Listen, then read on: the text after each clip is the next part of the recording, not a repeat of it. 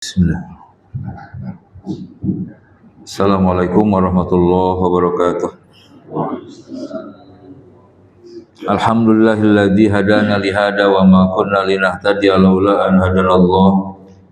Asyhadu an la ilaha illallah wahdahu la syarika lah wa asyhadu anna Muhammadan abduhu wa rasuluhu la nabiyya ba'dah. Ya ayyuhalladzina amanu taqullaha haqqa tuqatih wa la tamutunna illa wa antum muslimun. Ya ayyuhalladzina amanu taqullaha wa qulu qawlan sadida yuslih lakum a'malakum wa yaghfir lakum dzunubakum wa may yuti'illaha wa rasulahu faqad faza fawzan 'azima. Amma ba'd.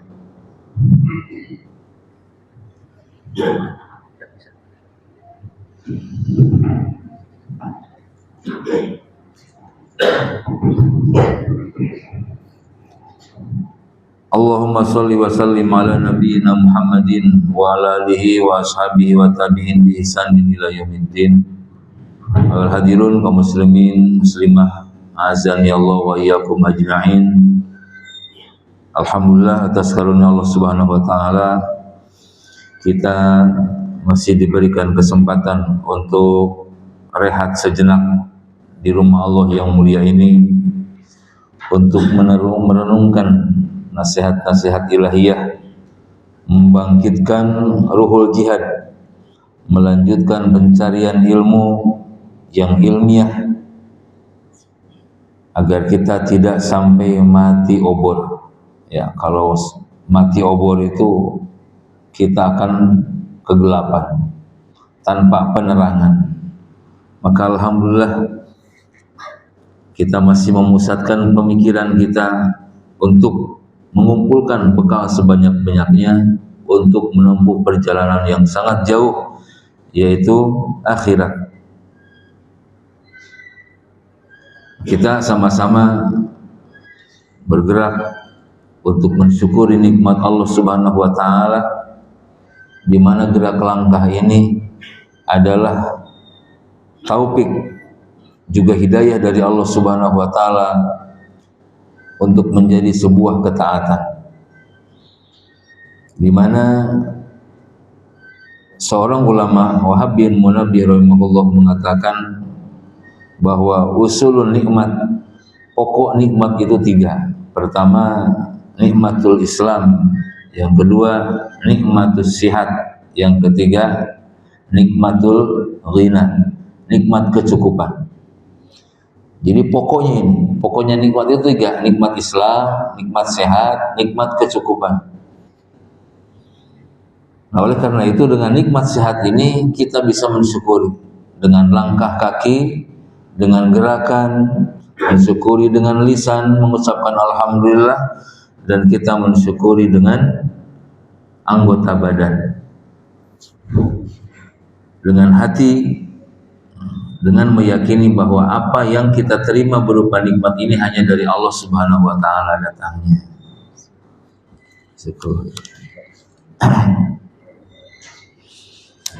Jadi kita selalu berada di majelis ilmu adalah untuk memperbaiki, ya, untuk memperbaiki keadaan kita, memperbaiki di mana keadaan kita dahulu, ya. Dulu kita tahu ini dosa, ini haram, ya, ini tidak boleh, ini syirik, ini bid'ah dulu.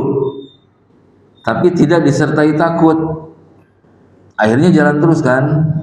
Ya. Nah, sekarang alhamdulillah dengan terus bertambahnya ilmu tidak hanya sekedar tahu, tetapi disertai dengan rasa takut. Ini yang paling penting. Maka kita dalam ilmu ini mendapatkan pengganti daripada permainan kita. Asyiknya mainan kita diganti dengan asyiknya kita mencari ilmu Allah Subhanahu wa taala.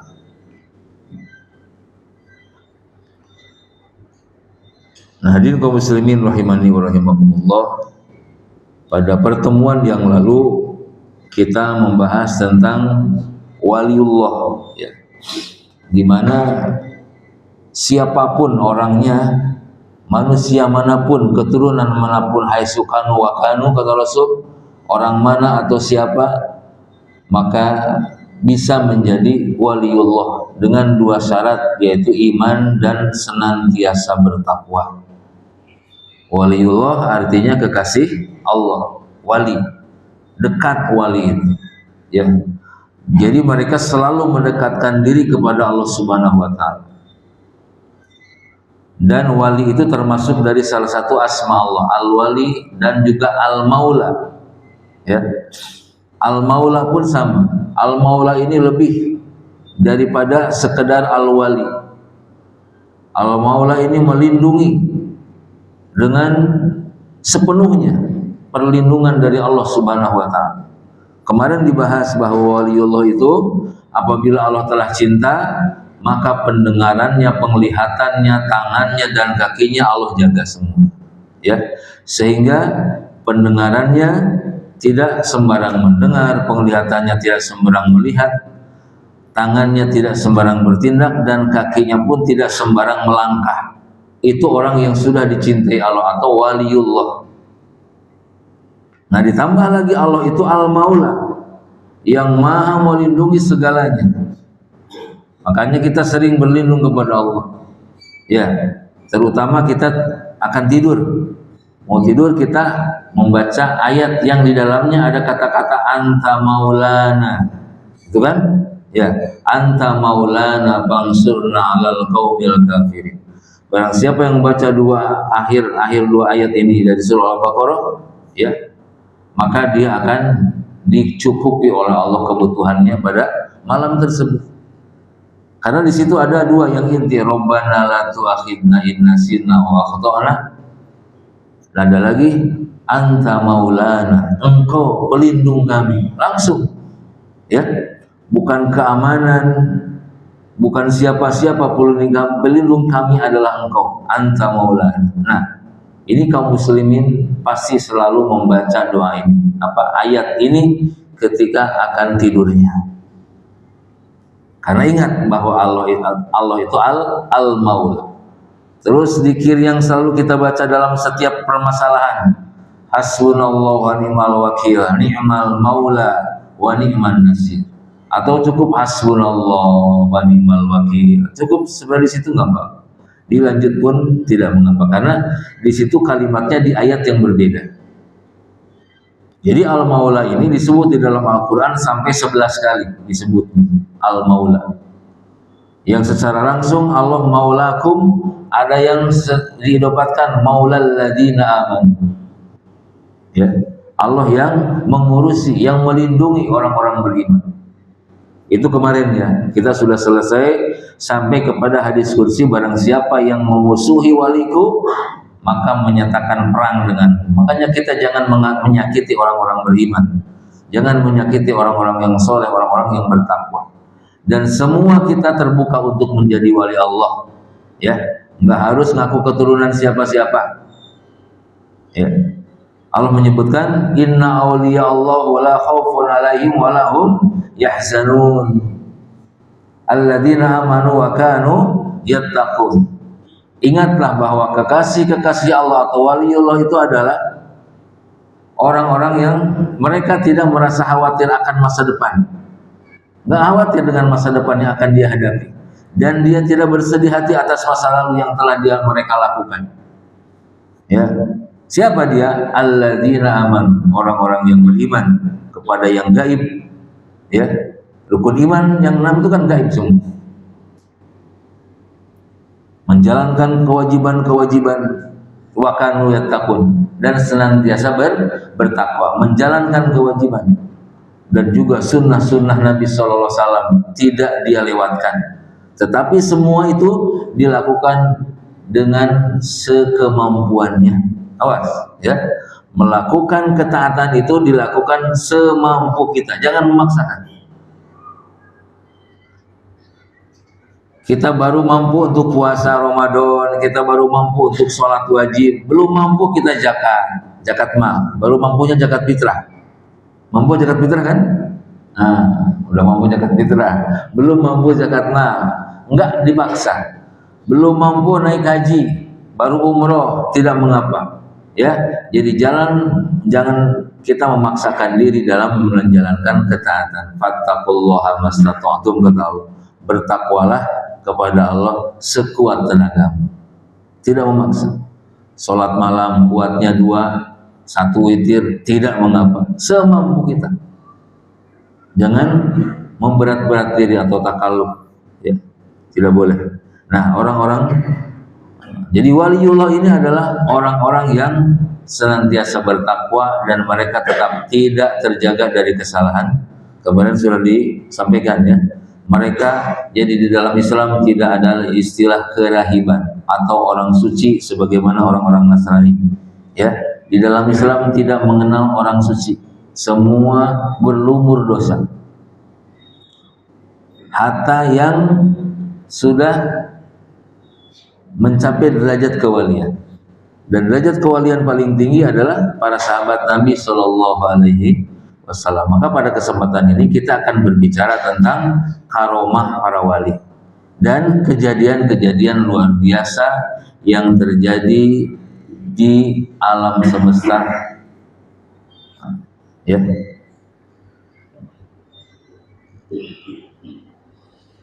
Jadi karomah para wali, wali Allah itu punya karomah. Karomah itu artinya kemuliaan. Jadi keajaiban yang tidak mampu dinalar logika, tapi mereka tidak pernah mempelajarinya, tidak pernah mempelajari, tidak pula mengulang-ulang, ya, atau diatraksikan. Makanya di antara prinsip dasar akidah Ahlus Sunnah, ya, Ahlus Sunnah ini bukan anti madhab, ya. Ahlus Sunnah ini tidak fanatik madhab, gitu. Paham nggak? Beda anti madhab dengan tidak fanatik madhab. Dimanapun madhab itu yang menginjak tentang sunnah dan sesuai dengan sunnah Nabi SAW, itulah yang kita ikuti. Madhab manapun, ya. Coba semua pakai madhab nggak kira-kira? Hah? Yang kunut pakai madhab nggak? Pakai madhab? Pakai. Yang tidak kunut pakai madhab nggak? Pakai madhab.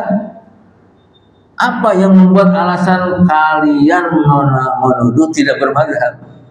Hatta orang yang tidak kunut pun bermadhab kepada Imam Ahmad. Orang yang kunut bermadhab kepada Imam Syafi'i. Sisi mana yang membuat kita orang-orang dituduh Ahlus Sunnah itu tidak bermadhab? Enggak. Makanya ada racun tuh, jangan saling menyalahkan. Ini racun ini. Ya. Kita menyalahkan itu bukan dengan hawa nafsu, tapi dengan ilmu. Seolah-olah yang sesat biarin sesat aja. Apa enggak kita enggak kita komplain. Nah, bahkan orang yang ngomong begitu jangan saling salahkan, paling banyak menyalahkan. Nah, itu, ya. Nah, jadi akidah Ahlussunnah berprinsip bahwa meyakini membenarkan adanya karomah bagi para wali Allah Subhanahu wa taala. Dibenarkan Ahlussunnah. Karena ada 3 kelompok ekstrim, ada 3 kelompok tentang karomah ini. Pertama, tidak menerima sama sekali, itu Mu'tazilah, Qadariyah. Mereka mengatakan kalau karomah ada berarti menyamai Rasul dong. Begitu kata mereka, makanya ditolak. Aku enggak meyakini tentang karomah. Yang kedua, berlebihan tentang karomah, ya, sehingga dia mengagung-agungkan setiap orang yang dianggap soleh, disembah kuburnya. Akhirnya karomah berganti nama jadi keramat. Kuburan keramat, pohon keramat, golok keramat, apalagi kerbau keramat akhirnya. Tuh jadi berubah keramat. Tidak, di dalam Islam tidak ada keramat, ada juga apa? Karomah. Tidak dikenal dalam Islam. Kuburan keramat tidak ada. Ya. Semua kuburan itu sama statusnya. Ya, tidak ada yang dibedakan oleh Allah Subhanahu wa taala. Itu. Jadi agar tidak terjadi kekeliruan dalam memandang suatu kelebihan yang dimiliki oleh wali Allah dengan kelebihan yang dimiliki oleh wali syaitan. Awas, agar kita tidak salah. Awas, memandang suatu kelebihan atau keajaiban yang dimiliki oleh wali Allah dan dimiliki oleh wali syaitan. Banyak orang kan, wah hebat, sambil digeleng-geleng kepalanya, digeleng-geleng kepala, decak kagumnya itu masya Allah, waduh hebat benar, beling aja dimakan. Coba, ini bahaya mengagumi hal-hal seperti itu. Nah, agar kita tidak salah kaprah mengagumi, mari sama-sama kita simak. Ya, tadi makanya ada 3 kelompok. Pertama yang menolak sama sekali nggak ada karomah. Yang kedua yang berlebihan, ya sehingga mereka menganggap sesuatu itu kesaktian itu semua pokoknya itu karomah kata mereka. Dan yang ketiga ahlu sunnah, mereka meyakini dan membenarkan sesuai dengan kaidah-kaidah di dalam agama, tidak berlebihan dan juga tidak menyepelekan. Itu ahlu sunnah, prinsipnya begitu. Jadi di sini akan dijelaskan tentang perbedaan dari kejadian-kejadian tersebut. Ya sebetulnya kan induknya 3. Ya, pertama mukjizat, yang kedua karomah, yang ketiga magic atau sihir. Nah, biar kita tidak tertipu. Jadi banyak.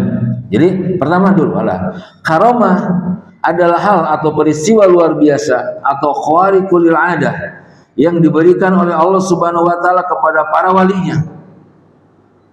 Karomah, awas, bukan keramat tadi. Kita tidak mengenal keramat di dalam ajaran Islam. Karomah, makanya karomah ini ada artinya apa? Kemuliaan. Karomah. Keramat nggak tahu artinya apa. Kemuliaan, kehormatan kalau karomah.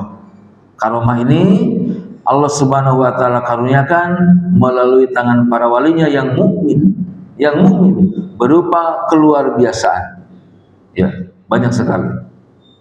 Terus karomah ini akan terus terjadi.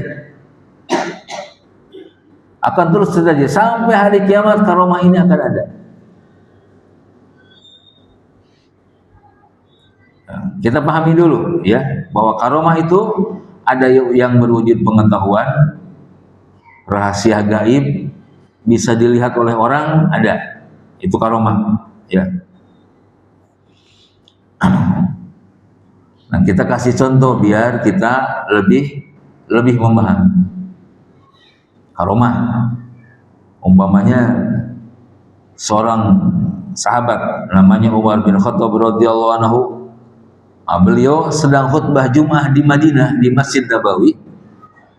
Beliau tiba-tiba dalam khutbah tersebut melihat pasukan yang diutusnya itu terkepung di sebuah lembah. Ya. Yaitu pimpinan pada saat itu Sariyah bin Zanim yang memimpin pasukan tersebut berada di suatu lembah dan di situ ada bukit terkepung oleh musuh. Maka dalam khutbah tersebut Umar tiba-tiba mengatakan, ya, Sariyah bukit, Sariyah bukit, Sariyah bukit. Begitu. Di dalam khutbahnya orang-orang yang dengar kaget kok Umar bilang begitu. Dan suara Umar ini didengar di Yaman. Coba dari Madinah ke Yaman itu jauh. Perjalanan berapa bulan itu kalau berjalan. Ini karomah Umar. Dan Umar tidak berasa bahwa suaranya didengar oleh pasukan tersebut yang dipimpin oleh Sariyah bin Zanim. Dan setelah itu Sariyah mengirim surat kepada Umar bahwa mereka ada dalam kemenangan setelah naik ke bukit. Suara ini didengar oleh pasukan itu. Inilah karomah. Dan setelah itu Umar tidak merasa aku tidak merasa bahwa suaraku didengar mereka. Makanya wali ini tidak bisa diaku-aku, saya wali, bohong. Atau si fulan wali, nah yang menyebut wali itu yang bohongnya. Karena Umar, ya, karomah yang diberikan kepada Umar, bisa melihat pasukan itu. Dan ini tidak bisa diulang oleh Umar ketika khutbah yang keduanya, nggak lagi melihat itu. Ya, suaranya sampai kepada pasukan yang telah diutusnya di Syam, bukan di Syam. Sariyah bin Zamin. Makanya hadisnya terkenal hadis Sariyah tentang peristiwa itu. Nah, ini kaum muslimin rahimani wa rahimakumullah. Terus karomah selanjutnya tentang Umar nih, ya. Umar ini ternyata ditakuti oleh setan. Nabi mengatakan walladzi nafsi biyadi malaqita syaitan salikan fajjan illa salaka fajjan ghairu fajjik. Wahai Umar, demi jiwaku yang berada di tangannya, tidaklah setan itu bertemu denganmu pada suatu lorong kecuali dia akan mencari lorong yang lain agar tidak bertemu kamu, kata Nabi.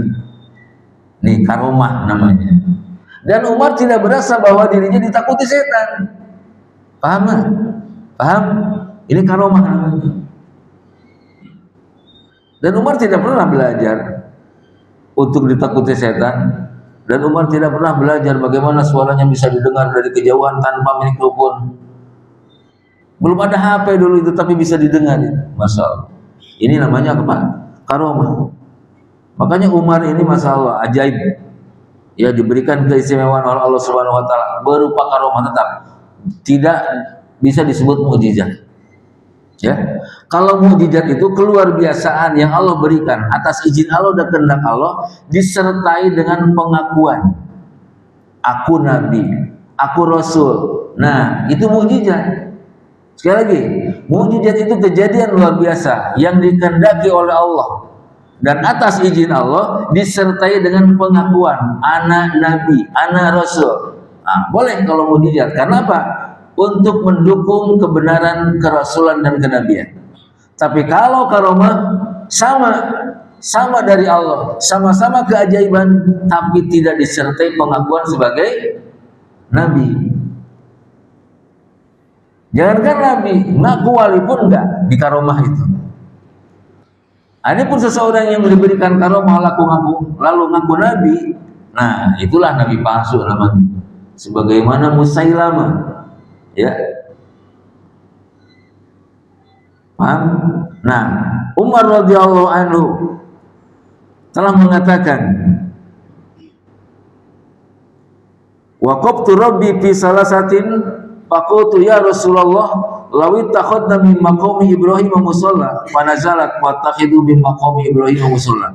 Jadi ada 3 hal. Aku memiliki pemikiran yang baik. Aku ingin jika aku dikabulkan 3 persoalan ini maka aku sampaikan kepada Rasul. Pertama, Umar ngomong begini, ya Rasulullah, bagaimana seandainya itu maqam Ibrahim dijadikan tempat sholat? Baru aja selesai ngomong turun ayat. Wattakhidu mim maqami Ibrahim musalla, dan jadikanlah maqam Ibrahim itu tempat sholat. Maqam bukan makam. Ya, maqam Ibrahim itu bukan makam Ibrahim. Ya, tetapi tempat pijakan Ibrahim saat membangun Ka'bah itu namanya maqam. Kalau kita makam itu kuburan. Ya, pemakam kuburan. Tidak. Tuh, itu padahal baru usul Umar, langsung turun ayat itu. Lalu Umar turun mengusulkan tentang hijab kepada para wanita, ya Rasulullah, dikarenakan yang melihat wanita kita itu bukan orang baik saja tapi orang jahat pun melihat, bagaimana kalau mereka disuruh untuk berhijab? Turun ayat hijab. Ini Umar keistimewaannya. Ya. Makanya Nabi sallallahu alaihi wasallam wabi khususi mauqifun, punya sikap, punya pendirian, punya pandangan Nabi SAW tentang Umar bin Khattab. Laqad kana fi ma qablakum minal umami nasun muhaddatsun. Jika seandainya ada fi ma qablakum, di sebelum kalian, minal umami, dari umat ini, manusia muhaddatsun, fa in yakun fi ummati ahadun fa innahu umat. Jika seandainya ada seseorang, ya, di antara kalian sebelum kalian dari umat manusia ini ada orang yang muhaddatsun. Muhaddatsun itu mulhimun, yang diberikan ilham. Maka aku yakin orang tersebut adalah Umar. Ternyata benar ucapan Nabi ini. Ternyata Umar. Jadi Umar ini adalah rajulun shadiqul dzan, yang bagus firasatnya Umar ini. Karena apa tadi? Karomah tetap walau bagaimanapun tidak disebut mujizat karena Umar bukan Nabi. Ya. Wa qad qala Rasulullah sallallahu, innallaha ja'ala al-haqqa 'ala lisani Umar wa qalbi. Sesungguhnya Allah menjadikan kebenaran di dalam lisan Umar dan hatinya. Terus Nabi bersabda, "Lau kana an-nabiyyu ba'di, lakana Umar bin Al-Khattab." Ya, jika seandainya ada lagi nabi setelah aku, pasti Umar yang jadi nabi. Tapi aku ini adalah la nabiyya ba'da. Tidak ada lagi nabi setelah aku. Kalau seandainya ada nabi lagi, pasti Umar yang jadi nabi. Kata siapa? Nabi Shallallahu Alaihi Wasallam. Ya, begitu hebat didikan Rasulullah ya, melahirkan seorang Umar. Karomah. Terus karomah Abu Bakar. Ketika Abu Bakar menjelang wafat, istrinya sedang hamil dan beliau mengatakan, "Dubatni binti jariyah aroha jariyah." Aku lihat yang ada dalam kandungan istriku ini wanita sebelum beliau wafat. Nah, saat beliau wafat dan lahirlah dari istri Abu Bakar ini seorang wanita, Ummu Kulsum namanya, dan dinikah oleh Thalhah bin Ubaidillah radhiyallahu anhu. Oh, ya, ini namanya apa? Karomah. Jangan tukar-tukar, makanya karomah. Apakah semua kejadian luar biasa disebut karomah atau mukjizat? Nanti dulu kita bikin perbandingan. Oh, Abu Bakar diberikan karomah bisa menerka apa yang ada di perut, itu adalah tanpa USG, ya, ultrasonografi, tanpa itu kalah USG, ya. Tapi hanya itu saja pada saat itu. Ketika menebak tetangganya nggak mungkin. Nah, itu namanya apa? Karomah, tidak bisa diulang.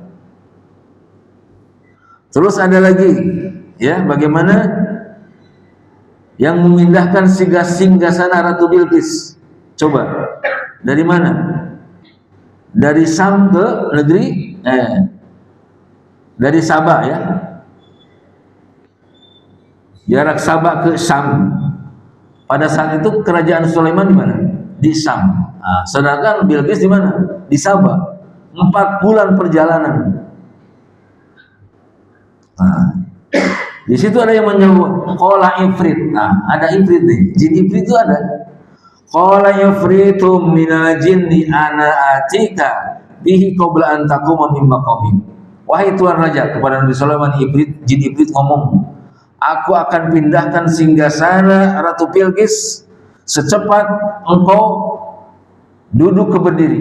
Coba berapa detik dari duduk ke berdiri? Ifrit nyanggupin itu. Ada lagi yang lebih, yang mereka memahami Alkitab. Qala alladzi indahu ilmun minal kitab bi ana atika bihi qabla an yartadda ilaika tarfuk. Sekedip, sekejap mata, cepat mana? Kedip sama berdiri. Oh, ini namanya apa? Karomah. Oh, ada jin ifrit, ada. Jin Nyi Roro Kidul nggak ada. Ya, Nyi Roro Kidul, kuntilanak, sundul bolong, jembatan Ancol, itu nggak ada. Itu antum asma sammaitumu antum wa abaukum. Itu nama-nama seperti itu yang diberikan oleh nenek moyang kita dulu. Kita ikut-ikutan cucunya. Dulu nenek kita nama Genderuwo, kita juga ikut nyebut Genderuwo. Padahal kita nggak tahu ada enggak Genderuwo. Ya, padahal Allah tidak menciptakan Genderuwo. Kolor hijau, ramai kolor hijau kan, isu jadi teroris kolor hijau. Orang takut dulu itu kan. Saya juga pernah takut tuh ada kolor hijau, awas. Teroris kolor hijau dulu. Ya, ini apa teroris itu kan menakut-nakuti orang. Itu. Ya. Ada jin ifrit. Jadi yang nama-nama yang sekarang beredar selain jin, ya, itu adalah nama-nama yang warisan nenek moyang kita dulu untuk nakutin cucunya. Awas ada hantu, gitu kan. Awas ada Nyi Roro Kidul. Padahal nggak ada. Antum mau pergi ke laut, mau pakai baju aja, apa aja terserah. Ya, jangan sampai antum mau ke laut nggak jadi karena pakai baju hijau. Ini namanya khurafah atau namanya tiaroh, dan ini termasuk perbuatan syirik. Dia pakai baju hijau ke laut selatan nggak mau, ini hati-hati syirik. Atau sampai nggak jadi karena dia pakai baju itu. pakai baju hijau atau pakai baju apalah ya, ada kan begitu. Nah, ini kalau jadi sampai jadi keyakinan kaum muslimin, ini bisa menjadi kesyirikan. Sebagaimana orang mau berangkat, kaca pecah nggak jadi berangkat, ini juga kesyirikan. Apa hubungannya berangkat dengan kaca yang pecah? Ya, banyak orang mengaitkan sial kepada kejadian-kejadian, nggak boleh. Tetap aja kita Bismillah, mau berangkat berangkat, kaca pecah biarin, diberesin, selesai. Banyak hal-hal. Makanya banyak hitungan-hitungan manusia ini mau nikah harus tanggal sekian dan sebagainya. Ya, padahal kapan kita punya duit kalau mau hajatan itu? Nggak harus hitung-hitung hari dan sebagainya. Itu ya, memindahkan singgasana, ternyata yang menang yang tadi, yang ilmu dari Al-Quran dia. Oh, sekejap mata singgasana Ratu Balqis sudah pindah ke kerajaan Sulaiman. Wah, Ibrit geleng-geleng kepala juga Ibrit. Dia sanggupnya dari tuan, dari berdiri ke dari duduk ke berdiri ya. Berapa detik tuh, tapi dia sekejap sudah ada ternyata di situ. Ini namanya apa? Karomah. Sehebat apapun kalau di luar Nabi dan Rasul adalah karomah, jangan disebut mujizat. Tuh kan begitu. Tadi yang ekstrim itu Mu'tazilah Qadariyah nolak karena kamu akan menyamakan. Tidak. Karomah ini kejadian luar biasa, hampir sama dengan mujizat, tetapi tidak disertai pengakuan sedikit pun. Anak mengaku Nabi atau mengaku wali. Tapi kalau mujizat memang harus ada pengakuan. Aku Nabi, aku Rasul. Harus, kalau mujizat harus begitu. Ya. Terus karomah, lihat, ada 7 orang pemuda yang Allah jaga, dikejar-kejar oleh rajanya yang zalim untuk menyembah berhala. Mereka lari ke gunung, 7 orang ini bersama anjingnya. Ya, mereka disebut dengan Ashabul Kahfi. Coba, siapa yang bisa tidur 309 tahun tanpa makan minum? Ini kan keistimewaan, kejadian luar biasa. Dan tidak bisa diulangi. Coba antum nyoba ulangi seminggu aja, jangan 300 tahun ya, paling jadi bangke. Apa yang busuk tuh, tidak bisa diulangi, tidak bisa diatraksikan. Makanya tadi juga karomah terjadi begitu saja dan tidak dipelajari. Ashabul Kahfi, para pemuda ini tidak belajar dulu bagaimana cara tidur yang lama, enggak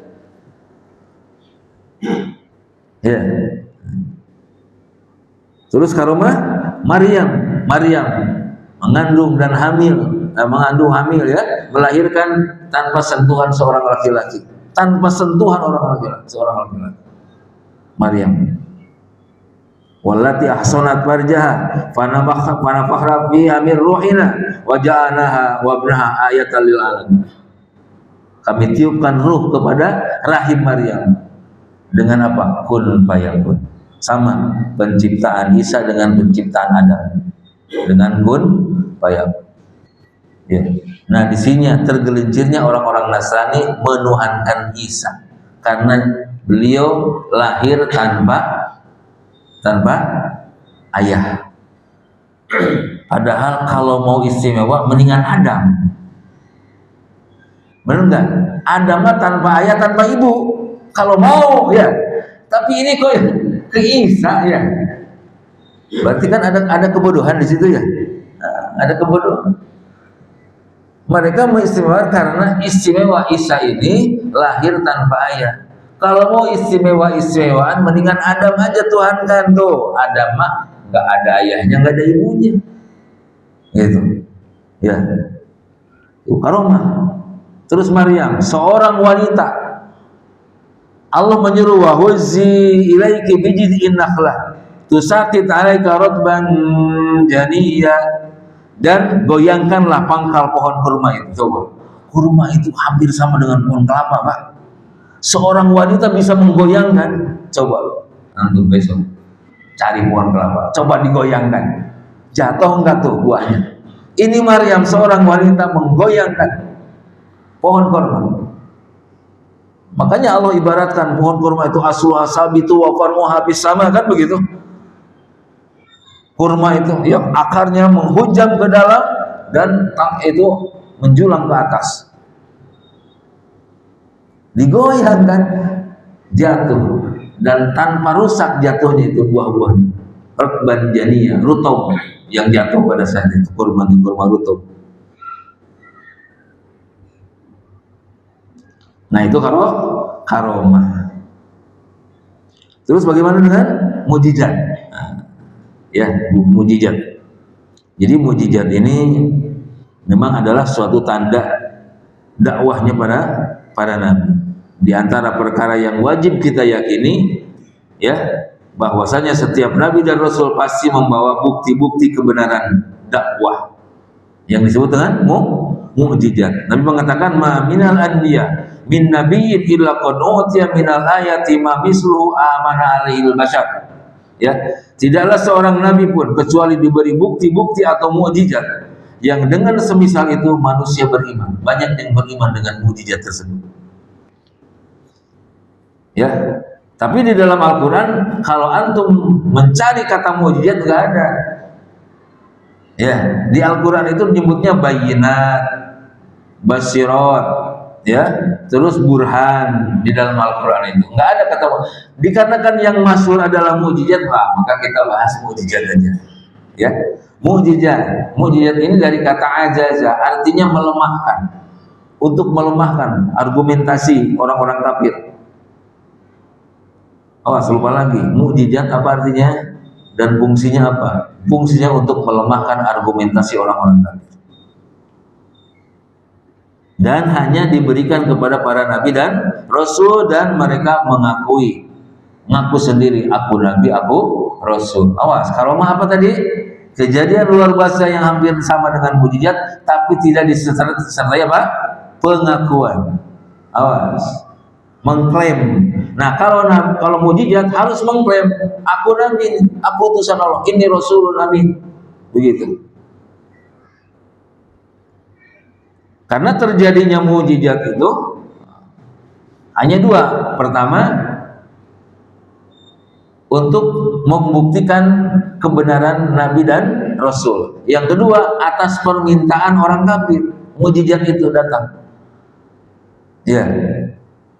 Pada saat kaum Samud meminta kepada Nabi Soleh, kalau engkau benar Nabi, Rasul, coba keluarkan dari batu itu unta. Nah, ini permintaan kan? Terus masyarakat Makkah, kaum musyrikin Makkah, Muhammad, kalau benar engkau Nabi, coba belah bulan tuh. Nah, ini permintaan, maka terjadilah mukjizat. Akhirnya bulan terbelah. Wan syaqqal qamar, bulan belah. Di gunung Jabal Qubais satu, di gunung yang satu sebelah lagi. Maka terbelahnya bulan salah satu sudah dekatnya kiamat. Sudah terjadi belum? Sudah, di zaman Nabi 2 kali bahkan bulan terbelah. Itu mukjizat. Apakah bisa diulang? Diatraksikan? Tidak. Atas kehendak Allah. Begitu Nabi SAW. Makanya setiap mukjizat itu turun sesuai dengan skill masyarakat pada saat itu, pada zaman itu. Skill masyarakatnya apa? Pokoknya tadi di zaman Samud, kaum Samud, zaman Nabi Soleh, kaum Samud, mereka orang-orang perkasa, penakluk batu, Pak. Bukit-bukit bebatuan itu bisa disulap oleh mereka, dipahat menjadi rumah. Saking perkasanya mereka. Maka turunlah mukjizat pada saat itu, keluar dari batu seekor unta. Akhirnya mereka terbelalak. Mereka hanya bisa jadikan rumah doang. Loh, Nabi Soleh atas izin Allah dari batu keluar unta. Dan permintaan mereka unta yang baru melahirkan, coba, yang suruh keluarnya, yang masih merah bekas melahirkannya itu, dan air susunya yang banyak. Semua Allah kabulkan, tapi mereka tetap tidak beriman. Hanya sebagian kecil saja. Terus skill yang terjadi di zaman Nabi Musa alaihissalam. Apa pada saat itu? Orang lagi gandrung sihir. Ya, ada? Bukan? Benar ya? Lagi gandrung terhadap ilmu sihir. Maka yang datang adalah Musa bawa tongkat menjadi seekor ular atas izin Allah. Ya, nah, itulah hakikat sihir. Ya, hakikat sihir itu mengelabui mata. Ada dulu lah, gak apa-apa ya. Ada dulu biasanya apa? Apa lanjut? Ada dulu. Iya, ada dulu.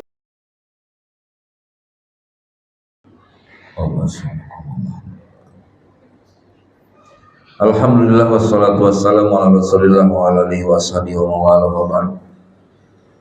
Wal hadirun kaum muslimin muslimah azza wa ajmain. Kita menjelang menunggu di kumandangkannya iqamah, kita lanjut ya tentang mukjizat. Jadi mukjizat itu sebuah argumentasi ya, untuk mengalahkan argumentasi orang-orang kafir yang mereka menentang, menyebutnya bahwa ketika bulan terbelah, wah kita disihir. Kata mereka, kita disihir Muhammad begitu. Nah, maka kita harus tahu hakikat sihir. Jadi kita sudah mengenal tadi karomah dan mukjizat, kejadian luar biasa atas izin Allah dan kehendak Allah, dan itu tidak bisa dipelajari. Tidak ada ritual untuk menjadikan sebuah kejadian, terus tidak bisa diulang-ulang dan tidak seenaknya kamu. Ya, saat tongkat Nabi Musa, wadrib bi asoka al-bahra fanfalaq, coba pukulkan tongkatmu ke laut, maka laut menjadi terbelah. Di situ ada jalan. Nabi Musa jalan di situ dan Firaun terperangkap di dalamnya. Itu Nabi Musa. Tapi ketika Nabi Musa berjalan dengan hilir, tidak belah laut, tetap naik perahu. Kenapa? Mukjizat tidak seenaknya semaunya. Paham nggak? Nah itu. Ini mukjizat. Karomah pun begitu. Ada karomah seseorang jatuh dari ketinggian 2-3 meter ya, atau 5 meter lah dia. Hanya lecet-lecet saja. Ya, luka-luka sedikit, dia terjatuh, tergelincir. Ya, itu ada karomah dari Allah Subhanahu Wa Taala. Seorang beriman nggak tahu kenapa gitu, terpeleset jatuh, tapi alhamdulillah selamat. Coba diulangi lagi jatuhnya. Ulangi jatuhnya lagi. Kira-kira patah tulang, ya atau yang lainnya. Nah itu. Beda dengan sihir. Kalau sihir ada ritualnya. Makanya ketika Nabi Musa dihadapkan dengan ratusan tukang sihir, kerajaan Firaun yang mereka membawa tongkat dan tali, ya, kata mereka, kata Musa, kul bal alku, wahai Musa, siapa dulu? Engkau dulu atau kami dulu yang akan beratraksi? Maka kata Musa, bal alku, ayo kalian dulu. Wa idza hibaluhum wa isihum yukhayyalu ilaihi min sirrihim annaha tas'a. Begitu dimulai penyihiran tersebut, itu tongkat-tongkat yang dipegang oleh tukang sihir dan tambang-tambang di situ dilihat oleh Musa itu merayap, annaha tas'a, merayap gitu. Fa'aujasa bi nafsi khifata Musa, sampai Musa pun merasa takut dengan kejadian tersebut. Oh, jadi sihir ini, padahal tukang sihir tetap itu tongkat, itu tali, tukang sihir. Tapi yang melihat itu para penonton semua itu ular. Itulah sihir. Maka Allah Subhanahu Wa Taala memerintahkan kepada Musa, wa alqi ma fi yaminika talqafu ma sawna Musa, lemparkan tongkatmu. Akhirnya tongkat Musa dilemparkan dan benar-benar itu ular. Ya, sehingga tukang sihir pun kaget, itu ular bukan tongkat. Yang punya kita ini tongkat, cuma kelihatannya ular. Nah, jadi Saharu bi ayunin nas. Hakikat sihir itu adalah menipu penglihatan. Jadi sihir ini tidak bisa mengubah sesuatu jadi sesuatu. Paham nggak? Tidak bisa mengubah daun jadi duit, tidak bisa. Hanya kelihatan. Orang berjalan di atas golok, ya, berjalan di atas golok. Yang nonton itu golok. Tapi kata pemain-pemain dan tukang sihirnya bukan golok. Awas, makanya jangan tertipu dan sekali-kali kita jangan nyebut wah hebat, geleng-geleng kepala, bisa berjalan di atas golok. Ya. Oh, makanya beda mukjizat. Mukjizat ini nantang. Nantang siapa? Itu mukjizat. Kalau sihir nggak mau nantang. Jikapun dia mau atraksi, dia ngomong dulu, sang guru, sang ilmu, tong ganggu. Karena dia tahu ada yang seprofesi dengan mereka di atas ilmunya. Pernah ada percakapan, yang satu punya pancasona, pancasona itu ular, yang satu punya pamonyet, kalah ular sama monyet, atau monyet kalah sama ular, nggak berani dia. Oh, pengobat yang dia pakai sihir, makanya diperiksa ke dokter, bapak ini nggak ada penyakitnya pak, tapi kok rasanya sakit. Nah itu kan, itu namanya sihir itu. Santet namanya. Jadi sekali lagi, hakikat sihir itu menipu penglihatan. Orang makan beling, yang dimakannya mah apa? Makanya jangan, dan kita nggak usah nonton begitu, haram. Ya, apalagi nyebut hebat. Wah hebat itu si pula jalan di atas paku tajam itu, bohong. Ya, sihir ini telah dibongkar di zaman Fir'aun. Pada saat itu, mengapa tukang sihir yang ratusan itu sujud dan beriman kepada Rabbnya Musa dan Harun? Karena melihat yang terjadi, tongkat Musa itu benar-benar jadi ular naga yang gede, berleher dan makanin tongkat-tongkat mereka. Ular apa yang senang tongkat? Tambang dimakan ular apa coba? Itu. Jadi yang nonton pada saat itu di zaman Fir'aun itu ular, tapi tukang sihir tetap itu tongkat. Sampai Musa pun tersihir. Makanya Fa'au jasa fi nafsihi khifatan Musa. Makanya orang yang terkena santet bacakan ayat ini. Ya, ayat ini bacakan. Insya Allah. Paham nggak?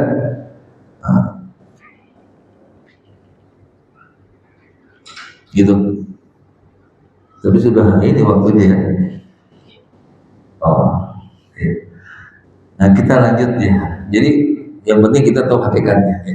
Pada saat itu, jadi sihir itu ada ritual. Nah, yang dua nggak ada. Karomah dan mujizat nggak ada ritual dulu. Kalau sihir ada, mungkin puasa dulu, bertapa dulu, ada bacaan-bacaannya, ya, begitu. Dia nggak boleh makan yang bernyawa, ikan. Pokoknya nggak boleh lah. Dia harusnya tuh pare makannya, mentimun, gitu ya.